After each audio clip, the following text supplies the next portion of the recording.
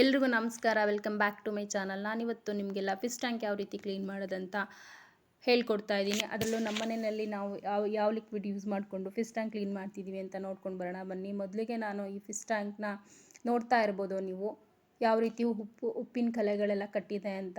ಇದನ್ನು ಯಾವ ರೀತಿ ರಿಮೂವ್ ಮಾಡ್ತಾಯಿದ್ದೀವಿ ನೋಡ್ಕೊಂಡು ಬರೋಣ ಬನ್ನಿ.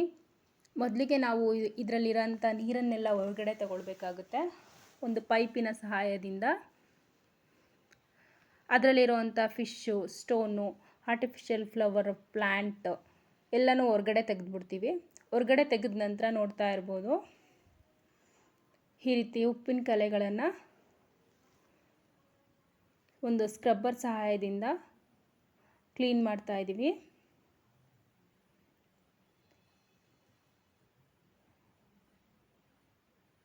ಈ ರೀತಿ ಎಲ್ಲ ಕ್ಲೀನ್ ಮಾಡ್ಕೊಳ್ಬೇಕಾಗುತ್ತೆ. ನಾವು ಫಿಶ್ ಟ್ಯಾಂಕ್ ಕ್ಲೀನ್ ಮಾಡೋದಕ್ಕೆ ಈ ಲಿಕ್ವಿಡ್ನ ಯೂಸ್ ಮಾಡ್ತಿದ್ದೀವಿ.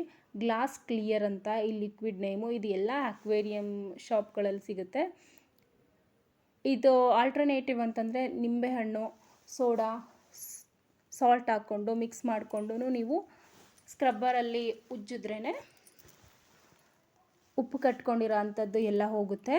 ನೋಡ್ತಾ ಇರ್ಬೋದು ಬಿಫೋರ್ ಆಫ್ಟರು ನಮ್ಮ ಮನೆ ಫಿಶ್ ಟ್ಯಾಂಕ್ ಯಾವ ರೀತಿ ಇದೆ ಅಂತ. ಈ ರೀತಿ ಕ್ಲೀನ್ ಮಾಡಿದ್ದೀವಿ. ಇದೊಂದು ಲಿಕ್ವಿಡ್ ಇದ್ದರೆ ಸಾಕು ಫಿಶ್ ಟ್ಯಾಂಕ್ ಕ್ಲೀನ್ ಮಾಡೋದಕ್ಕೆ. ತುಂಬ ಚೆನ್ನಾಗಿ ಫಿಶ್ ಟ್ಯಾಂಕ್ನ ಕ್ಲೀನ್ ಮಾಡ್ಬೋದು.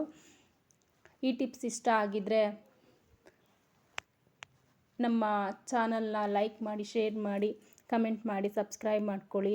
ಮನೆಯಲ್ಲಿ ನೀವು ಒಂದು ಸಲ ಈ ಲಿಕ್ವಿಡ್ನ ತಂದು ನಿಮ್ಮ ಮನೆಗಳ ಫಿಶ್ ಟ್ಯಾಂಕ್ನ ಕ್ಲೀನ್ ಮಾಡ್ಕೊಳ್ಳಿ. ಈ ಟಿಪ್ಸ್ ಇಷ್ಟ ಆಗಿದ್ದರೆ ಒಂದು ಲೈಕ್ ಕೊಡಿ ಅಂತ ಹೇಳ್ತಾ ನನ್ನ ವಿಡಿಯೋನ ಇಲ್ಲಿಗೆ ಮುಗಿಸ್ತಾ ಇದ್ದೀನಿ.